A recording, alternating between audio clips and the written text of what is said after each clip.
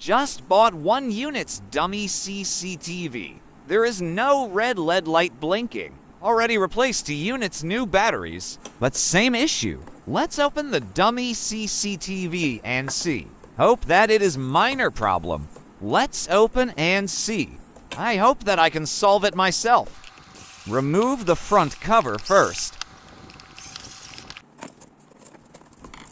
No LED light. I see.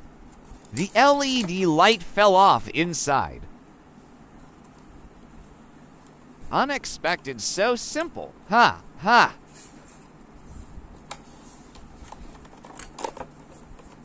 Now it is look better. Are you plan to return refund? All done. Don't need to return back to seller.